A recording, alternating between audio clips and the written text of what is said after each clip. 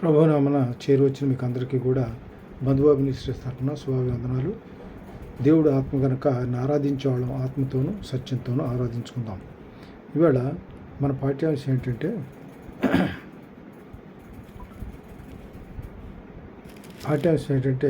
మనకు ఫిలిప్పీలో చెప్పినట్టుగా ఫిలిప్పీ 4:8 చెప్పినట్టుగా ఏ యోగ్యత అయినను మెప్పైన ఉండిన ఎడల ఏవి రమ్యమైనవో ఏవి ఖ్యాతిగాలో వాటి మీద మనం ధ్యాస ఉంచాలి. ఏ క్రమమైన వాటి మీద మనం ధ్యాస ఉంచాలి. వాటి మీద ధ్యాస ఉంచాలి అని అంటే ఏ రమ్యమైనవో వాటి మీద ధ్యాస ఉంచాలంటే మనం ఏం చేయాలి? మనం ఈ లోక సంబంధమైన కోరికలకు దూరంగా ఉండాలి. ఈ లోకమైన సంబంధమైన కోరికలు ఏంటి? మన దానిలో చెప్తున్నాడు దేవుడు. మొదటి యోహాను 2వ అధ్యాయం 15 చెప్తాడు. ఈ లోకములో ఉన్నదంతయు శరీరాశ, ఈ లోకములో ఉన్న వాటినైనను ప్రేమింపడి ఎవడైనా లోకం ప్రేమించిన ఎడల తండ్రి ప్రేమ వానిలో ఉండదు. కాబట్టి లోకములో ఉన్నదంతయు శరీరాశయు నేత్రాశయు జీవడమును తండ్రి వలన పుట్టినవి కావు, అవి లోక సంబంధమైనవే. లోకమును దాని ఆశయం గతించిపోను కానీ దేవుని చిత్తము నెరవేర్చేవాడు నిరంతరం నిలుచును. కాబట్టి ఈ లోకంలో ఉన్నదంతా శరీరాశ నేత్రాశ జీవపడము. కాబట్టి వాటికి మనం ఏం చేయాలంటే దూరంగా ఉండాలి. శరీరాశ నేత్రాశ జీవడం అంటే శరీరాశికి సంబంధించి ఒక ఉదాహరణ తీసుకుందాం. శరీరాశికి సంబంధించి దీనిలో యెహోషువ 7వ అధ్యాయం 20-26 చూస్తే యెహోషువ 7వ అధ్యాయం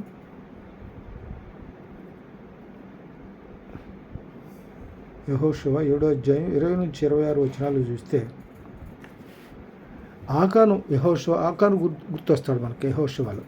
ఎందుకంటే ఇక్కడ ఆహాను వీళ్ళు ఏమన్నా ఎరుకో గోడల్ని దాటి వచ్చేసిన తర్వాత పాలు తేనెల ప్రపంచ దేశంలో ప్రవేశించే సందర్భంలో మోషే ఆగిపోతాడు. మోషేకి లేదు పాలు తేనెల దేశంలో ప్రవేశించేటువంటి అర్హత మోషే పోగొట్టుకున్నాడు ఆయన కొన్ని కారణాల వల్ల. అయితే ఆ తర్వాత బాధ్యతలు ఎవరికి అప్పగించారు? యెహోషువకు అప్పగించాడు. యెహోషువకు అప్పగిస్తే యెహోషువ ఏం చేశాడంటే ఈ బాధ్యత తీసుకొని అటు వస్తూ ఉంటాడు. ఎరుకోని జయిస్తారు. తర్వాత నెక్స్ట్ హాయికి వస్తారు. హాయికి వచ్చిన దగ్గర హాయి చిన్న దేశమే. యోగులు చూస్తే వాళ్ళు కొద్ది మంది సైనికులను పంపితే సరిపోద్దని చెప్తారు. కానీ వీళ్ళు ఏం చేస్తారు? పోయిన సైనికుల్లో 360 మంది చచ్చిపోతారు. అప్పుడు విషయం ఏంటని చెప్పి దేవుడి దగ్గర విచారణ చేస్తే యెహోషువ అప్పుడు చెబుతాడు. ఎవరిని గురించి చెబుతాడు? మీలో శపితమైన దాన్ని, ఎరుకోలు శపితమైన దాన్ని తీసుకోవద్దని చెప్పాను కదా. శపితమైన దాన్ని తీసుకున్న వాళ్ళు మీలో ఒకరున్నాడు. వారిని బయటికి నెట్టేస్తే కానీ అప్పుడు మీరు హాయిలో గెలవరని చెప్పని అని చెప్తాడు. అప్పుడు ఇక్కడ సందర్భం ఏంటంటే ఆకాను తీసుకుంటారు. వచ్చిన చూస్తే ఆకాను యెహోషువతో ఇజ్రాయేలు దేవుడని యెహోవాకు విరోధముగా నేను పాపం చేసినది నిజం ఒప్పుకున్నాడు. అక్కడ చేసిన తప్పును ఒప్పుకున్నాడు. దేవుడు చూపించాడు. అప్పుడు దోపుడు సొమ్ములో ఒక మంచి షేనార్ పై వస్త్రమును 200 తులముల వెండిని 50 తులముల ఎత్తుగల ఒక బంగారు కమ్మిని నేను చూచి వాటిని ఆశించి తీసుకుంటున్నాను. అదిగో నా డేరా మధ్య అవి భూమిలో దాచబడి ఉన్నవి. ఆ వెండి దాని క్రింద ఉన్నది. ఉత్తరం ఇచ్చి తాను చేసిన దాంతో ఒప్పుకొన్నాను. అప్పుడు యెహోషువ దూతలను పంపగా వారు ఆ డేరా వద్దకు పరిగెత్తు చూసినప్పుడు అది డేరాలో దాచబడి ఉండెను. ఆ వెండి దాని క్రింద ఉండెను. కాబట్టి వారు డేరా మధ్య నుండి వాటిని తీసుకొని యెహోషువ వద్దకు ఇజ్రాయేలు వద్దకును తెచ్చి యెహోవా సన్నిధిని ఉంచిరి. తర్వాత యెహోషువయు ఇజ్రాయేల్ అందరూ జెరోహు కుమారుడైన ఆకాను ఈ వెండిని పై వస్త్రమును ఆ బంగారు కమ్మిని ఆకాను కుమారులను కుమార్తెలను ఎద్దులను గాడిదలను మందను డేరాను వానికి కలిగిన సమస్తం పట్టుకొని ఆకోరు లోయానికి తీసుకొని వచ్చారు. అప్పుడు యెహోషువ నీవేళ మమ్మను బాధపరిచితివి, నేడు యెహోవా నిన్ను బాధపరచును అనగా ఇజ్రాయేల్ అందరూ వానిని రాళ్లతో చావగొట్టారు. అంటే దేవునికి విరోధంగా రూపించబడిన ఆయుధం కూడా వర్ధలదు. ఆలోచన కానీ జ్ఞానం కానీ వివేచన కానీ ఏది వర్ధలదు. దేవుడు దాన్ని అంగీకరించడు. ఇప్పుడు దేని మీద నువ్వు ధ్యాస ఉంచొద్దు అంటాడు. దేని మీద అంటే ధనాపేక్ష మీద ధ్యాస ఉండదు. నీకు వాటి వలన నీ ప్రాణహానే కానీ నీకు వచ్చిన మేలు కలగల. అందువలన ఇక్కడ ఏంటంటే శరీరాశికి సంబంధించింది ఈ యాకోను చేసినటువంటి క్రియ ఏంటంటే ఆశపడ్డాడు. బంగారు కమ్మికి తర్వాత వెండికి షీనార్ వస్త్రాలకు ఆశపడి తెచ్చుకొని చివరి ప్రాణాన్ని పోగొట్టుకున్నాడు. రెండో సందర్భం ఏంటంటే నేత్రాశికి వచ్చేటప్పుడు తీసుకుంటే నేత్రాశిలో శరీరాశిలోకి దాన్ని నేత్రాశిలోకి వచ్చేటప్పుడు ప్రసంగిలో తీసుకుందాం. ప్రసంగి 5 నుంచి 5వ అధ్యాయం 10-11 వచనాలు చూస్తే ప్రసంగి ప్రసంగి 5వ అధ్యాయం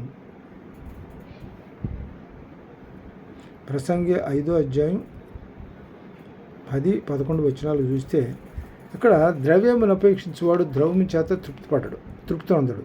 ధన సమృద్ధిని అపేక్షించేవాడు దాని చేత తృప్తి అందడు. ఇది వ్యర్థమే. ప్రసంగి చెబుతాడు, ద్రవ్యాన్ని అపేక్షించిన వాడు ద్రవ్యం చేత తృప్తి ఉండదు, తర్వాత దాన్ని తృప్తి చెందడు, తర్వాత ధన సమృద్ధిని అపేక్షిస్తాడు, దాని చేత తృప్తి ఉండదు. ఆస్తి ఎక్కువైన ఎడల దాన్ని భక్షించేవారు ఎక్కువ అవుదురు. కనులారా చూసుకే కానీ పరునికి తన ఆస్తి వలన ప్రయోజనం లేదు. కష్టజీవులు కొద్దిగా ఎక్కువగా తిన్నను సుఖనిద్ర పొందుదురు. అయితే ఐశ్వర్యవంతులకు ధన సమృద్ధి చేత నిద్రపడదు. కాబట్టి ప్రసంగులు ఏం చేస్తారంటే కనుదృష్టి ఎప్పుడు కూడా మన కనుదృష్టి ఎట్లా ఉండాలి, మెత్తంగా దేవుని అంగీకారంగా ఉండాలి. కానీ దీన్ని ఏమంటామంటే దీనిలో ఇంకా కనుదృష్టి ఎట్లా ఉండాలంటే మనకి దేవునికి అంగీకారమైన కనుదృష్టి మనం కలిగి ఉండాలి. తర్వాత దీనికి సంబంధించిన నేత్రాశకి సంబంధించి 1 తిమోతి 6:10 చూస్తే 1 తిమోతిలు రాసిన పత్రిక 6వ అధ్యాయం 10వ వచనంలో 1 తిమోతి రాసిన పత్రిక 6వ అధ్యాయం 10వ వచనంలో ఏం చెబుతున్నాడంటే 6వ అధ్యాయం 10వ వచనంలో, ఎందుకనగా ధనాపేక్ష సమస్త కీళ్లకు మూలము, కొందరు దాన్ని ఆశించి విశ్వాసం నుండి తొలగిపోయి నానా బాధల్లో తమను తామే పొడుచుకొని చచ్చిపోయారు. ధనాపేక్ష కారణంగా ఇస్కరియోతు యూదా సంగతి మనకు తెలిసిందే.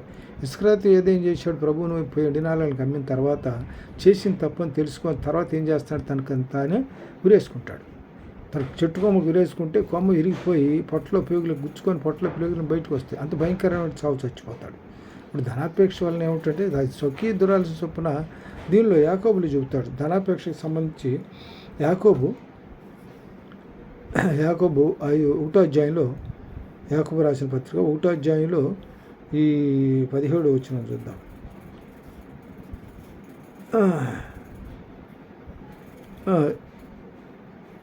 ప్రతివాడును తన స్వకీయమైన దురాశ చేత ఈడుబడి మరలు కొలబడినవై శోధింపడతాడు. దురాశ గర్భము ధరించి పాపం కనుక పాపం పరిపక్వమై మరణమును కన్ను. నా ప్రియ సహోదరుల మోసపోకుడి. శ్రేష్టమైన ప్రతియు సంపూర్ణ ప్రతివర్మను పరసంబంధమైనదై జ్యోతిర్మయుడు తండ్రి వద్ద నుండి వచ్చును. ఆయన యందు ఏ చంచలత్వమైన గమనాగమనం వల్ల కలుగు ఏ ఛాయను లేదు. ఎందుకంటే ఇక్కడ మనకేంటంటే ఈ పైనుంచి దీనిలో ఇంకో మాట కూడా చెబుతాడు. 27వ వచనంలో చూస్తే 27వ వచనం ఏం చెబుతాడు చూడండి. దీనిలో యాకోబు రాసిన పత్రికలో అది పైనుంచి వచ్చేటువంటి దీనికోసం మన ఆశ. దేవుని ఆశీర్వాదం ఐశ్వర్యాన్ని ఇస్తుంది, కానీ నరుల కష్టం చేత ఐశ్వర్యం ఎక్కువ కాదు. దేని మీద దురాశ పనికిరాదు. దురాశ గర్భం ధరించి పాపం కనుక పాప పరిపక్వమై మరణాన్ని కడతాని చెప్తున్నాడు. అందువల్ల దేని విషయం కూడా మనకు అత్యాశ పనికిరాదు.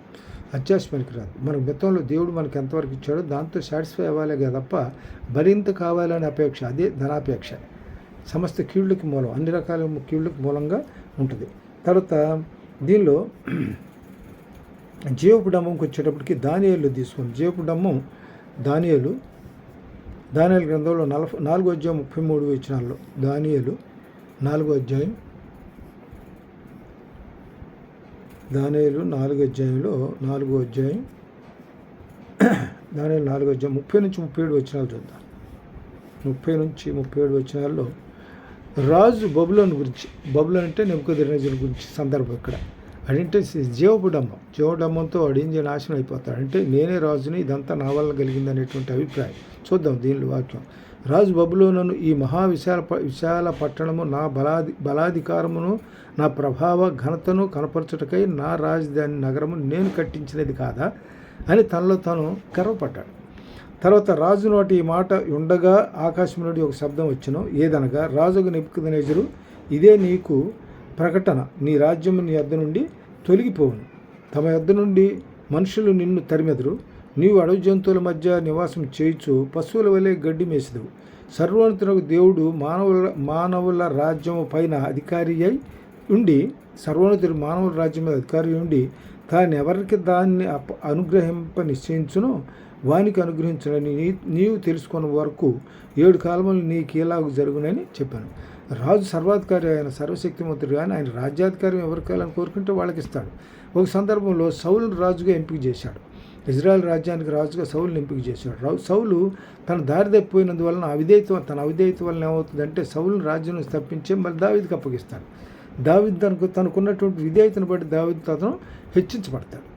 కాబట్టి ఇక్కడ అవిధేయత కారణంగా ఇక్కడ ఏమవుతుందంటే నెబుకద్నెజరు తొక్కేపడతాడు. ఎట్లా? తమ యొద్ద నుండి మనుషులను తరిమెదరు, నీవు అడవి జంతువుల మధ్య నివాసం చేయొచ్చు, పశువుల వలె గడ్డి మేసెదవు. సర్వోన్నతుడగు దేవుడు మానవుల రాజ్యం పైన అధికారి ఉండి తానెవరిని దాన్ని అనుగ్రహింప నిశ్చయించునో వారిని అనుగ్రహించును. నీవు తెలుసుకునే వరకు 7 కాలములు నీకు ఎలాగునా జరుగునని చెప్పాను. ఆ గడిలోనే అలాగ నెబుకద్నెజరు సమ్మతించాను. మానవులలో నుండి అతన్ని తరిమిరి, అతడు పశువుల వలె గడ్డి మేసెను. ఆకాశపు మంచు అతని దేహం తడపగా అతని తల వెంట్రుకలను పక్షిరాజు రెక్కలు ఈకల వంటివి, అతని గోళ్ళు పక్షులు గోళ్ళ వంటివే నాయన. అతని తల అంత ఒక వ్యస్తవ్యస్తం అయిపోయింది అని జీవితం అక్కడ. కాలం గడిచిన పిమ్మట నెబుకద్నెజరు, నేను మరలా మానవ బుద్ధి గలవాడినై నా కండ్లు ఆకాశం తట్టు ఎత్తి చిరంజీవియు సర్వోన్నతుడగు దేవుని స్తోత్రం చేసి ఘనపరిచి స్తుతించితిని. ఆయన ఆధిపత్యం చిరకాలం వరకు ఆయన రాజ్యం. తర్వాత చేసిన తప్పు పశ్చాత్తాపడి దేవుని దగ్గర చేసిన తప్పును ఒప్పుకున్నాడు. అతిక్రమం దాచిపెట్టేవాడు వర్ధలు ఒప్పుకొని విడిచిపెట్టినవాడు కనికరం పొందినని బైబిల్లో మనకు వాక్యం ఉంది కదా. కాబట్టి అదేవిధంగా తన పాపములు తను ఒప్పుకొని ఆయన నమ్మదగిన వాడు నీతిమంతుడు కనుక దుర్నీతి నుండి ప్రతి పాపం నుంచి పవిత్రపరిచి ఆయన కాపాడతాడు. కాబట్టి ఇక్కడ చేసిన తప్పు పశ్చాత్తాపడు. డాంబికంగా పోయాడు, నేను రాజును కదా అంతా నాదే కదా అన్నట్లుగా. చివరికి దేవుడు మొత్తేటప్పటికి ఏమైపోయాడు? చివరికి గడ్డి మేశాడు. తర్వాత అది పశ్చాత్తాపడిన తర్వాత తను తీసుకొని మళ్ళీ తన రాజుని తనకు 7 కాలాలు గడిచిన తర్వాత రాజ్యాన్ని అప్పగిస్తాడు. తర్వాత 1 పేతురు దీనిలో మత్తయి సువార్త 4:1-11 మత్తయి సువార్త 4:1-11 కూడా అదే చెప్తాడు. ఇక్కడ ఏం చేయాలంటే శరీరాశ, నేత్రాశ, జీవపుడంబానికి సంబంధించి దీనిలో మత్తయి సువార్త 4:1-11 వరకు ఇక్కడ 1-11 ఏం చెబుతాడంటే దేవుడు ఏం చేస్తాడంటే శోధింపబడతాడు. అప్పుడు యేసు అపవాది చేత శోధింపబట్టుకు ఆత్మలను అరణ్యం కొనుకోబడతాడు. అంటే 40 దినాలు రాత్రిపూట ఉపవాసాలు ఉన్న తర్వాత దేవుడు అపవాది శోధించబడినప్పుడు అక్కడ ఏమవుతుందంటే అక్కడ 40 దినములు 40 రాత్రులు ఉపవాసం ఉండిన పిమ్మట ఆయన ఆకలి కొనగా ఈ శోధకుడు ఆయన వద్దకు వచ్చి, నీవు దేవుని కుమారుడు అయితే రాళ్ళు రొట్టెలగునట్లు ఆజ్ఞాపించమని, అంటే శరీరాశ అంటే ఇతడు ఆజ్ఞాపించమన్నాడు. అందుకు ఆయన మనుషుడు రొట్టె వలన మాత్రం కాదు కానీ దేవుని నోటి నుండి ప్రతి మాట వలన జీవించాలని ఆయన వ్రాయబడిన ఉన్నదని చెప్పాను. అంటే ఇక్కడ దేవుడు ఏంటంటే దేవుని కుమారుడు కాబట్టి దైవానుగ్రహం అతని మీద ఉన్నది కాబట్టి దేవుని యొక్క శక్తి ఆయనకు ఉంది కాబట్టి అక్కడ సాతాన్ని ఎదిరించగలిగాడు. తర్వాత ఇక్కడ దీనిలో అంతటా అపవాది పరిశుద్ధ పట్టణమునకు ఆయన తీసుకొని పోయి దేవాలయ శకమును ఆయన నిలువబెట్టి, నీవు దేవుని కుమారుడు అయితే క్రిందికి దుముకు, ఆయన నిన్ను గూర్చి తన దోతలకు ఆజ్ఞాపించు, నీ పాదం ఎప్పుడైనాను రాతికి తగలకుండా వారిని చేతితో ఎత్తి పట్టుకుంది. కాబట్టి అక్కడ ఇంకో రకంగా శోధించాడు. అంటే దేశాన్ని చూపించి ఏం చేస్తాడు, అక్కడి నుంచి దూకమంటాడు. అదొకటి. మూడోది ఏంటంటే మరలా అపవాది మిగిలి ఎత్తైన యొక్క కొండ మీదకి ఆయన తోడుకొని పోయి ఈ లోకరాజ్యములన్నింటినీ వాటి మహిమను ఆయనకు చూపి, నీవు సాగిలిపడి నాకు నమస్కారం చేసిన వీటన్నిటినీ నీ చెక్కి ఇచ్చేదానని చెప్పగా, యేసు అతనితో సాతానా పొమ్ము, ప్రభు నీ దేవునికి మొక్కి ఆయన మాత్రమే సేవింపాలి. ఇక్కడ సాతాను ఆ రకంగా వాక్యానురూపం. సాతాను కూడా వాక్యం తెలుసు, ప్రభువుకు తెలిసినంత లేకపోతే సాతాను కూడా వాక్యం. కాబట్టి ఆ శోధనలో నడిపించాడు. ఇతన్ని ఎక్కడ చిక్కించుకుందామనే ఆలోచనతో, కానీ చివరికి దేవుడు దొక్కల. కాబట్టి ఇక్కడ దీనిలో ఏం కనపడుతుందంటే శరీరాశ, నేత్రాశ, జీవటం కూడా అన్ని రకాలుగా ప్రయత్నం చేశాడు. తర్వాత 1 పేతురు తీతు 2:12-13 చూద్దాం. తీతు 2:12-13 2వ అధ్యాయం 12-13 వచనాలు ఏం చెబుతా అంటే, మనం భక్తిహీనతను ఇహలోక సంబంధమైన దురాశను విసర్జించి శుభప్రదమైన నిరీక్షణ నిమిత్తము అనగా మహాదేవుడును మన రక్షకుడునైన యేసుక్రీస్తు మహిమ యొక్క ప్రత్యక్షత కొరకు ఎదురుచూచు ఈ లోకములో స్వస్థబుద్ధిని నీతితోనూ భక్తితోనూ బ్రతుకుండవలని స్వస్థబుద్ధితోనూ నీతితోనూ భక్తితోనూ బ్రతుకడం వల్ల మనకు బోధించబడుతున్నది. ఆయన సమస్త దుర్నీతి నుండి మనల్ని విమోచించి సత్క్రియలైన ఆసక్తి గల ప్రజలను తన కోసం పవిత్రపరచుకొని తన సొత్తుగా చేసుకున్నాడు, తానే మన కొరకు అర్పించుకున్నాడు. కాబట్టి మనం ఎట్లా ఉండాలి? సత్క్రియలు చేయాలని ఆసక్తి కలిగి ఉండాలి. మిగతా ఈ లోకేచ్ఛల మీద ఆసక్తి తీసేసుకోవాలి. తర్వాత ఇంకోటి ఏంటంటే పేతురు 1 పేతురు 4:1-14 ఏమంటే, నేను పరిశుద్ధుడై ఉన్నాను కనుక మీరును పరిశుద్ధులై ఉండవలనని దీనిలో వాక్యం రాసింది. అంటే ఆయన పరిశుద్ధుడు కాబట్టి మనం కూడా పరిశుద్ధులుగా ఉండటానికి ప్రయాసపడాలి. 2 తిమోతి ఈ 2:22 ఏం చెబుతుందంటే, నీవు యవనేచ్ఛల నుండి పారిపోము, పవిత్ర హృదయులై ప్రభువునకు ప్రార్థన చేయు వారితో కూడా నీతిని, విశ్వాసమును, ప్రేమను, సమాధానం అంటాడాలి. ఎట్లా ఉండాలి మనం? ఈ లోకేచ్ఛలకు దూరంగా ఉండాలి అని అంటే, కాబట్టి దూరంగా నీవు యవనేచ్ఛల నుండి పారిపోము. యవనేచ్ఛలు ఎట్లా ఉంటుందంటే, ఎట్లా ఉంటుందంటే యవనం ఎట్లా గర్వం లాంటిది అనమాట. మనకు ఆలోచనలు ఎట్లా ఉంటాయంటే గుర్రంలాగా పరిగెత్తుంటాయి ఆలోచనలు. అందువలన అట్లాంటి వాటిని కంట్రోల్లో ఉంచుకోవాలి. యవనేచ్ఛలకు దూరంగా ఉండాలి. అప్పుడు మనం శరీరాశలు నెరవేర్చిన వారు కాకుండా ఉంటాం. కొలస్సీ 3:5 కావున భూమి మీద ఉన్న అవయవములను అనగా జారత్వమును, అపవిత్రతను, కామతరతను, దురాశను, విగ్రహారాధనను, ధనాపేక్షను చంపివేయుడు. అంటే కామతురాతను, కామక్రోధ మోద మహామాచార్యాన్ని వాటిని తొలగించాలి. హర్షడ్ వర్గాలు కామక్రోధ లోభ మోహ మదమత్సరాలు, వీటిని హర్షడ్ వర్గాలు అంటారు. వీటిని మనలోని తీసేసేయాలి. అప్పుడైతే మనం ఎట్లా ఉండగలుగుతాం? దేవునికి దగ్గరగా ఉండగలుగుతాం. తర్వాత తిమోతికి రాసిన పత్రం 5:16-17 వచనాల్లో, నేను చెప్పుదేమనగా ఆత్మానుసారంగా నడుచుకోండి, అప్పుడు మీరు శరీరేచ్ఛలను నెరవేర్చరు. ఆత్మానుసారంగా మనం నడుచుకున్నామంటే శరీరేచ్ఛలు నెరవేర్చు. ఎందుకంటే శరీరం ఆత్మకును, ఆత్మ శరీరముకును విరోధంగా ఉండదు. ఆత్మానుసారంగా నడుచుకునేవాడు శరీరేచ్ఛలకు దూరంగా ఉంటాడు. అందువలన ఈ ఆత్మానుసారంగా నడుచుకుంటే శరీరేచ్ఛలకు దూరంగా ఉండగలుగుతాం. మొదటి కొరింథీయులకు రాసిన పత్రిక 6:18 ఏమంటాడంటే, జారత్వమునకు దూరంగా పోవుడి, మనుషుడు చేయ ప్రతి పాపను దేహమునకు వెలుపల ఉన్నది, కానీ జారత్వం చేయవాడు తన సొంత శరీరమునికే హాని తెచ్చుకుంటాడు. ఇక్కడ శరీరేచ్ఛలకు దూరంగా ఉండాలంటే ఏం చేయాలి? ప్రతి మనుషుడు జారత్వమునకు దూరంగా పోవాలి.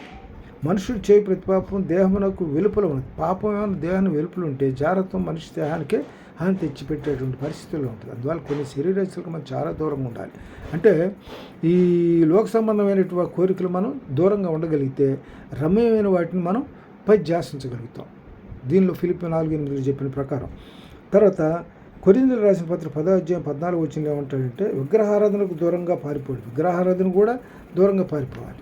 విగ్రహారాధన కూడా దేవునికి ఇంకా అంగీకరమైంది. దేవుడు అసలు ఇచ్చిన 10 కమాండ్మెంట్స్లో విగ్రహారాధన కూడా చెప్పాడు దానిలో. కాబట్టి విగ్రహారాధన చేయటం వల్ల ఎంతమంది నశించిపోయారు. ఇక్కడ విగ్రహారాధనే కదా ఈ ఆకాంక్ష చచ్చిపోయింది. విగ్రహారాధన అంటే ధనాపేక్ష కలిగి ఉన్నాడు. ధనాపేక్ష కలిగి తీసుకెళ్ళి ఎప్పుడైతే జారీ చేసినా వాడి జీవితం, వాడి కుటుంబం మొత్తం, వాడి కలిగిన సంపదను అంతా తీసుకెళ్ళి ఆకూరు రొయ్యలు పడేసి రాళ్ళతో కొట్టి చంపేశారు. అందువల్ల ఇక్కడ ఏంటంటే విగ్రహారాధన కూడా ధనం కూడా ఒకలాంటి విగ్రహారాధన, ధనాపేక్ష కూడా. తర్వాత కొరింథీయులకు రాసిన పత్రిక హెబ్రీయులకు రాసిన పత్రిక 4:13 మరియు ఆయన దృష్టి కనబడిన స్పష్టం ఏదీ లేదు, మనం ఎవరికి లెక్క అప్పగింపవలసి ఉన్నదో ఆ దేవుని కనుకలు సమస్తము మరుగు లేక తేటగా కనపడుతుంది. కాబట్టి మనం ఏంటంటే శరీరాశల విషయంలో శరీరాశ, నేత్రాశ, జీవడంబాలకు దూరంగా ఉండి దేవుని అట్లా ధ్యాస కలిగి అట్లా రమ్యమైన వాటిని చూడాలి, వాటి మీద ధ్యానం కలిగి ఉండాలంటే ఈ చెడు అలవాట్లకి, చెడు దుష్ట క్రియలకు మనం దూరంగా ఉండాలి. దుష్టులు, దుర్మార్గులు, అబద్ధికులు, మోసగాళ్ళు దేవునికి హేయమని చెప్పి దీనిలో బైబిల్ ఒక వాక్యం చెబుతుంది. దేవునికి భయభక్తి కలిగిన వాడు ఆయన ఆశీర్వదించబడతాడు. దేవునికి దుష్టత్వం, దుర్మార్గం ఇవన్నీ కూడా దేవునికి అసహ్యమైన క్రియలు. అందువల్ల కాబట్టి మనం ఏంటంటే దేవుడి ఈ ఇచ్చినటువంటి లోక సంబంధమైన కోరికలు దూరంగా ఉండాలంటే, దేవునికి దగ్గరగా కావాలంటే, దేవుడు పరిశుద్ధులుగానే మనం కూడా పరిశుద్ధులుగా ఉండటానికి నేర్చుకోవాలి. ఈ కొద్ది వాక్యం తన మిలుకుల్లో దీవించను గాక. అందరికీ వందనాలు.